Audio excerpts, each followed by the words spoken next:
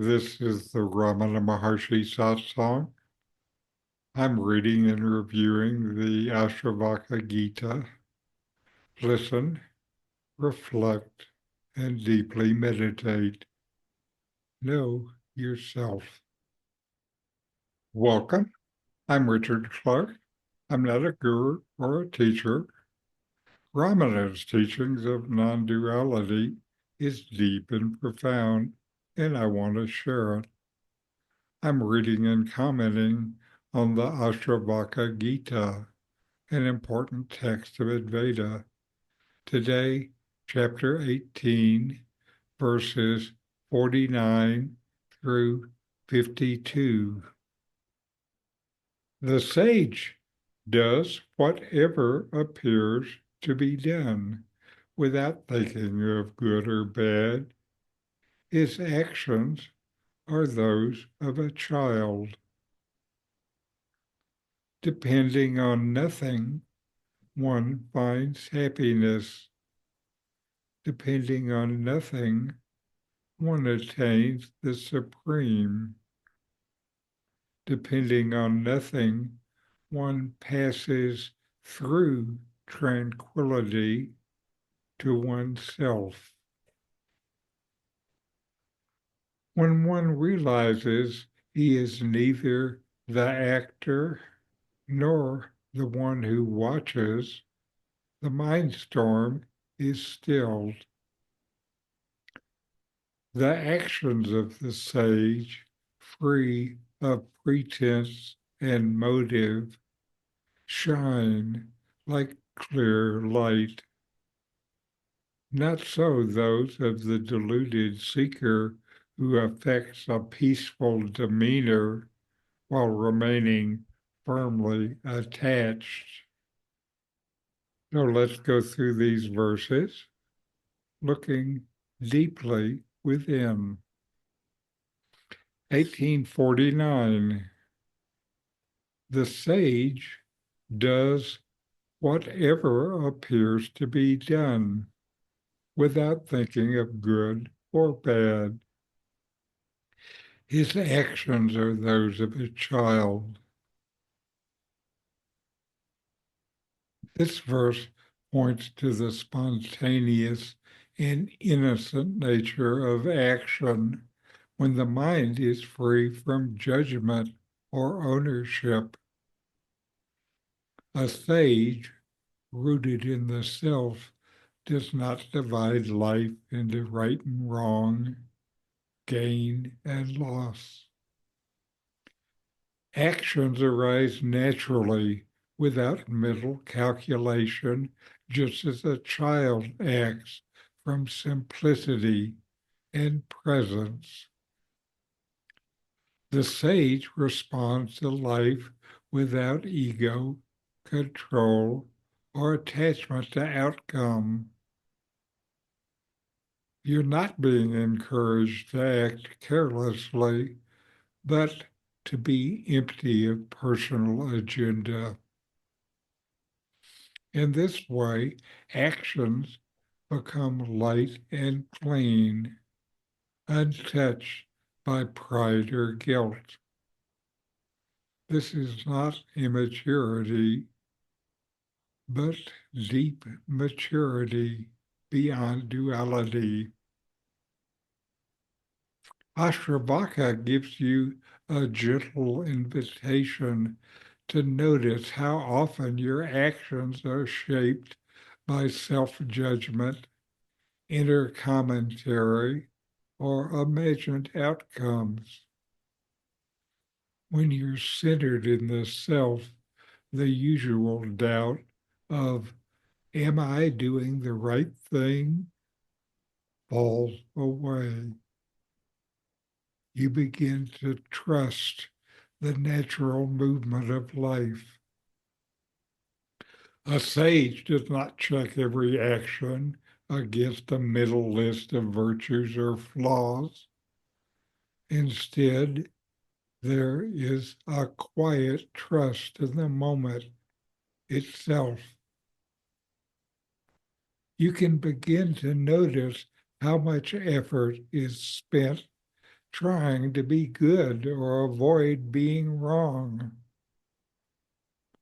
When you allow all that to fall, you act with the lightness and purity of a child, not childish, but childlike in presence.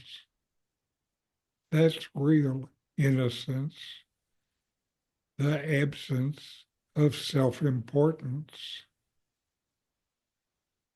1850. Depending on nothing, one finds happiness. Depending on nothing, one attains the supreme. Depending on nothing, one passes through tranquility to oneself. This verse reveals the deep peace that comes when you stop leaning on people, situations, outcomes, or even your own thoughts for fulfillment. The moment you stop needing things to be a certain way, happiness shows itself. The teaching is clear. Find peace and union with the self. Come when you, and this peace comes when you are not dependent on external outcomes for happiness, not independent as a strategy, but as a natural release of grasping. You're not told to withdraw from life, but to release the false belief that anything outside can complete you. What remains is simplicity, clarity, and the quiet joy of being. This verse cuts through a major illusion that happiness depends on getting things right, having certain people around, or controlling outcomes. You're being shown that true happiness is not in adding, but in releasing. Most people carry quiet assumptions. I'll be free once I have this, or once that changes. This verse turns that inside out. You're being told that the peace you seek is already available, but your habit on depending on anything, even spiritual experiences, keeps you tied to the restlessness of the mind. By letting go of dependency, even subtly, you return to natural contentment.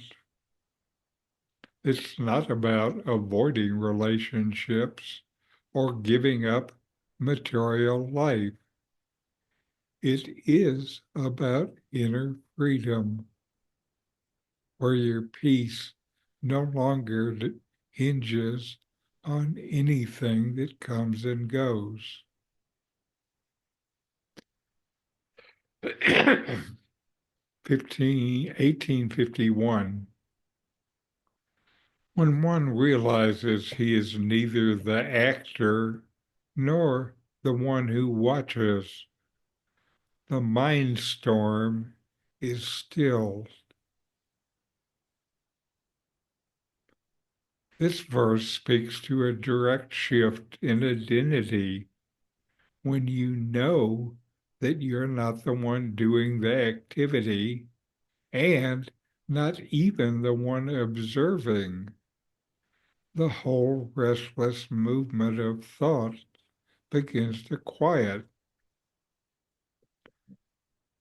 Most people stay caught between doing and witnessing. But here, you're invited to recognize the self is beyond both. The mind calms because there's no longer anyone at its center pushing or pulling. That silence is not created, it is revealed. It has been there all along. When the belief in personal agency drops, peace flows without effort. Ashtavakra points to the direct recognition that you are not your thoughts, nor your role, and not even the observer watching it all. This is a profound shift. It breaks the loop of trying to fix the mind or become better witness. As long as you think of yourself as doing or watching, the mind is active, comparing and tracking.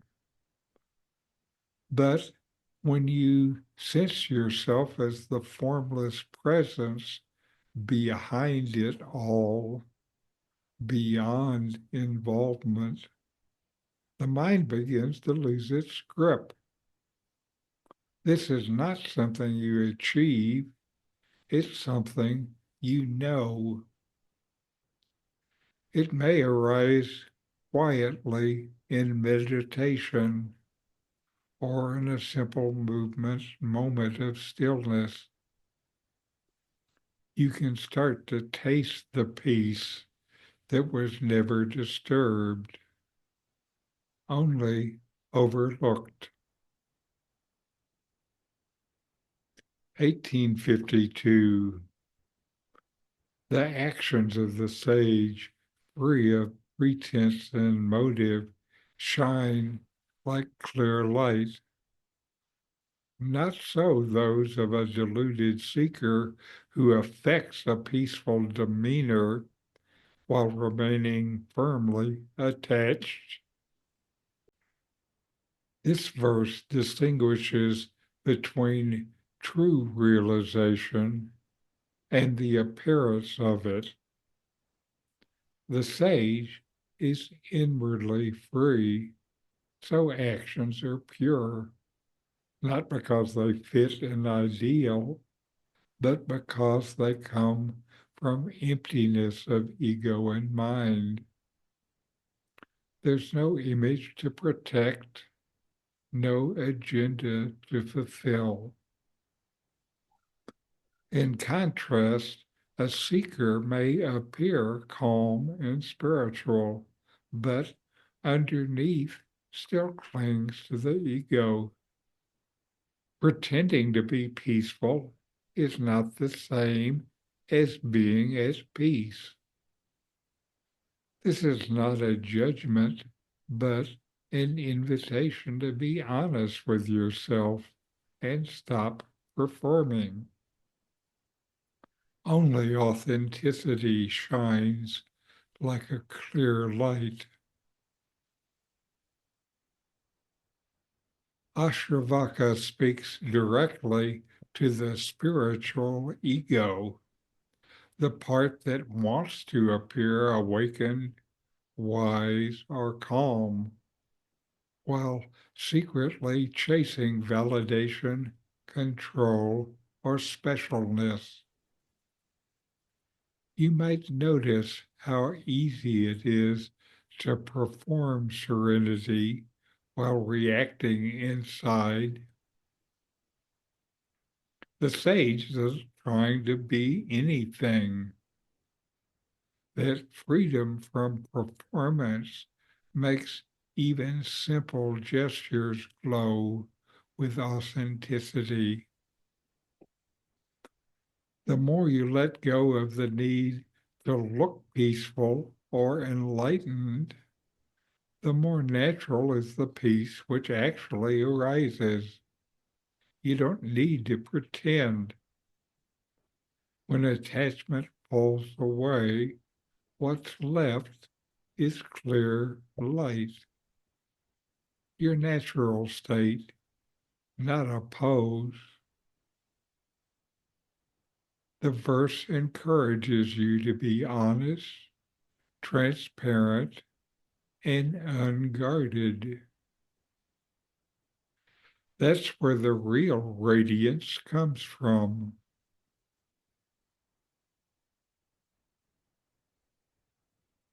These verses point you again and again to your true nature as the self, silent, free, untouched by striving or performance. They gently strip away dependence, judgment, and spiritual posing, leaving you with the unshakable peace of simply being.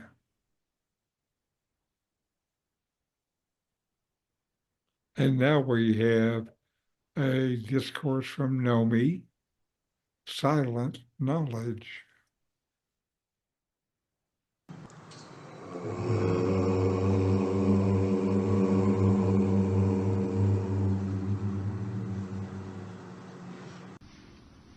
The self, your being,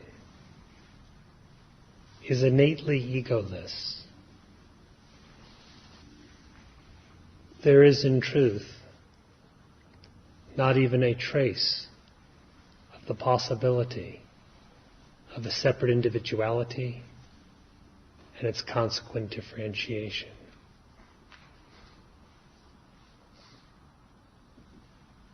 Described in the Vedantic scriptures, such as the Upanishads, as Satchidananda, being, consciousness, bliss. It is most eloquently revealed in the silence of Sri Bhagavan, in the silence of Dakshinamurti. For as the Maharshi has declared, silence is that in which no I arises. That in which no I appears, no other difference appears.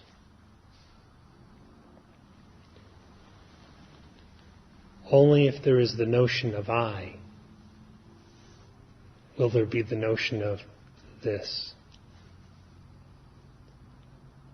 Only if there's the assumption of individuality will there be the further ideas of a mind, of thought as being existent, of a person, of embodiment, of a world, of this, etc. in the world. But being, consciousness, bliss, your own very nature, your very existence, is innately egoless. It is thus unborn and imperishable.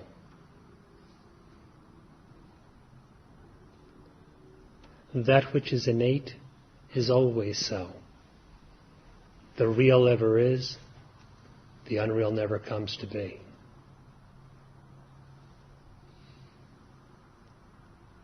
The entirety of suffering relies on ignorance. The entirety of such delusion is rooted in false definitions regarding oneself.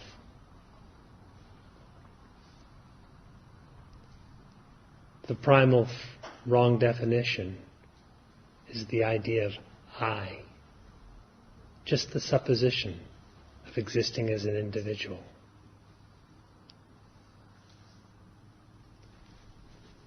With that supposition, there will be differences seen everywhere, with God, with the world, and so on.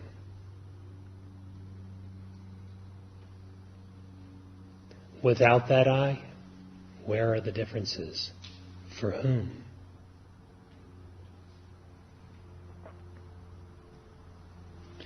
Being, that is the self, is innately egoless. So who is to stand apart from your very existence to be ignorant of it?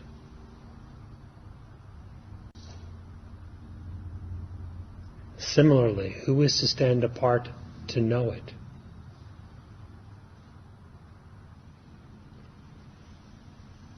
By the Maharshi's instruction, if we inquire profoundly, who am I? The false individuality, being unreal, vanishes. The self is then said to be realized. But who realizes what?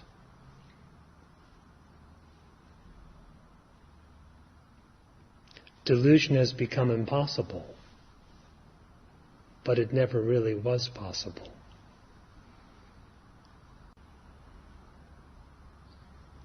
Death has been overcome, but immortal being is the innate.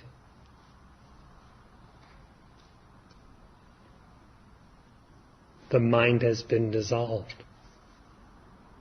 but the consciousness was always one without a second.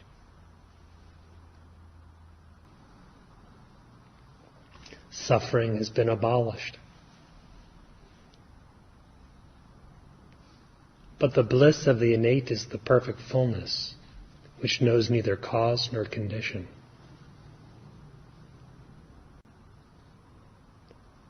Therefore, self-knowledge is not a new attainment, but it is self-luminous, shining,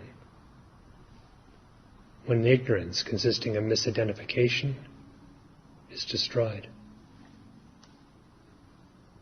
To destroy such ignorance, inquire within yourself, who am I?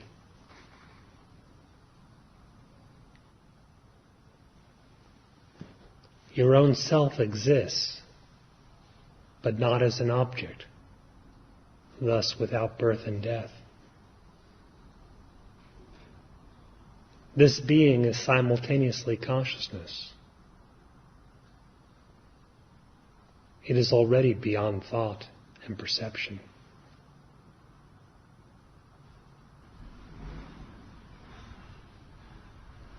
The Maharshi's silence reveals the reality which ever is.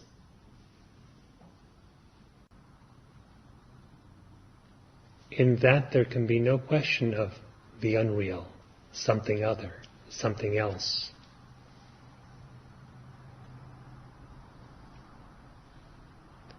To realize this for yourself, inquire just as he instructed.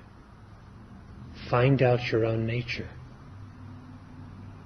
Your own nature found, Brahman has been found. Brahman has found Brahman.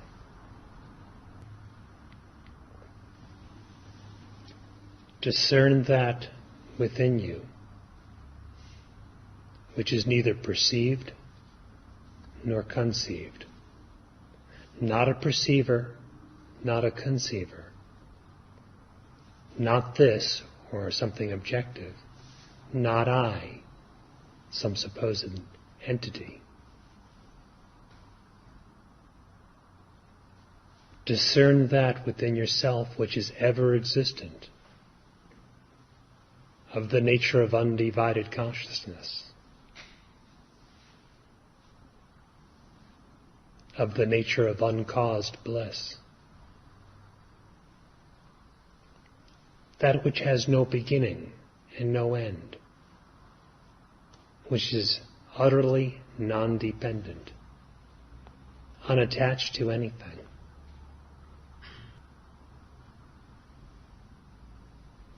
Discern that in yourself which is not a body, not a mind, not any kind of thing. What you discern will be what you are.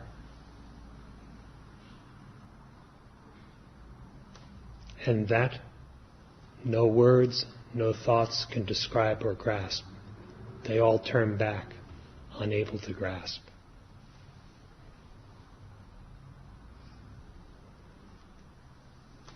If what is being indicated is for some reason not apparently your own complete experience, ask yourself why. The reason will trace to some false definition.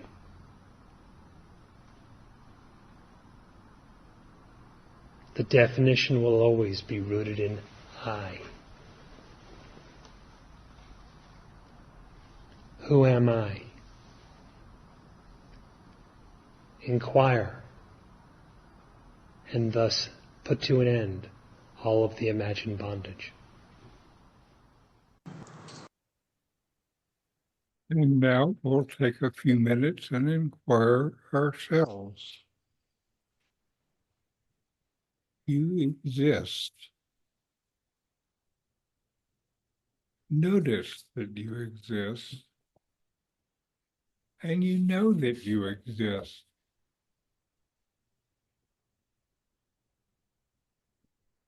And inquire, investigate within yourself. Can I act without labeling anything I do as good or bad?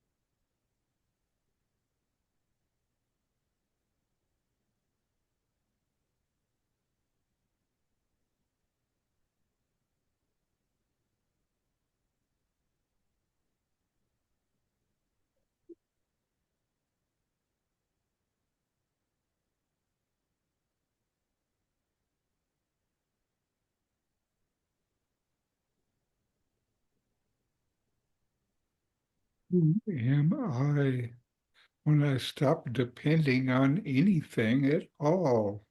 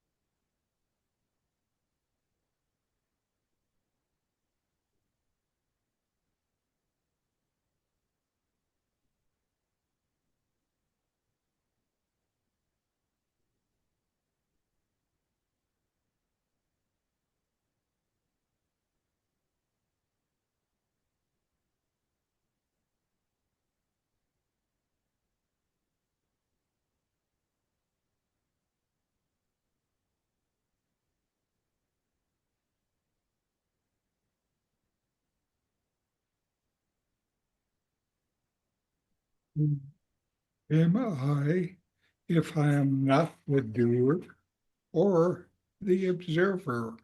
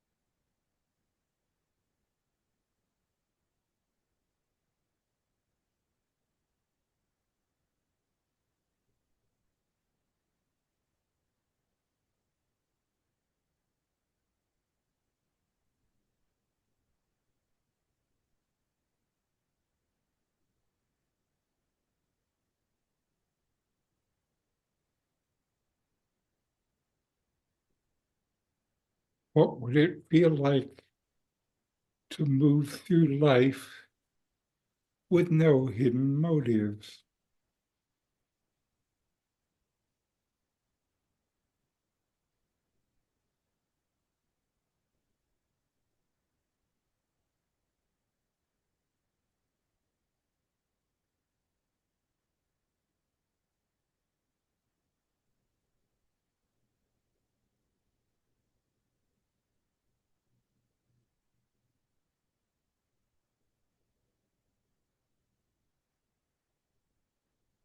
Who am I?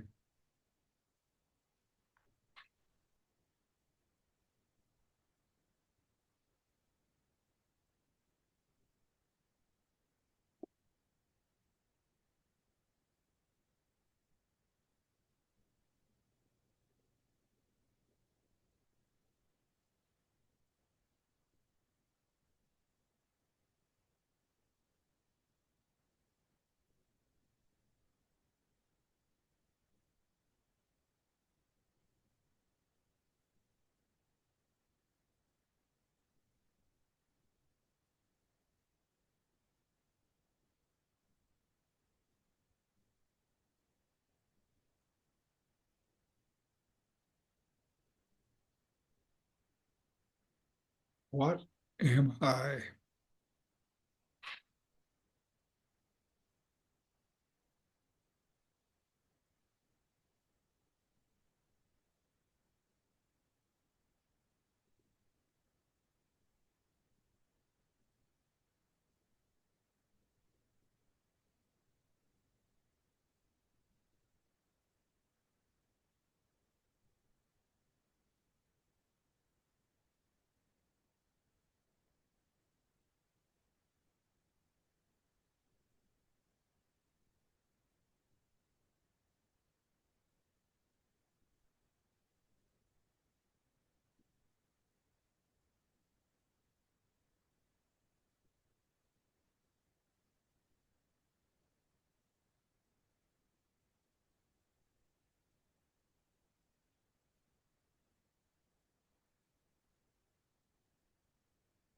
All right.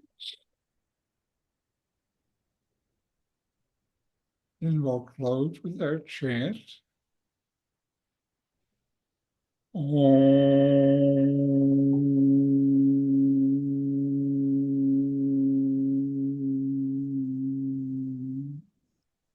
Shanti, Shanti, Shanti.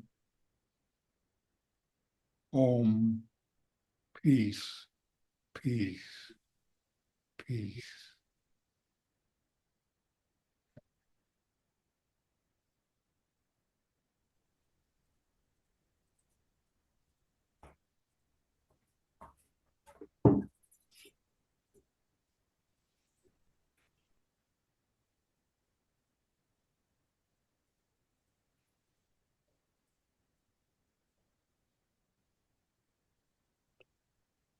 As always, it's our Wednesday medicine. Yes.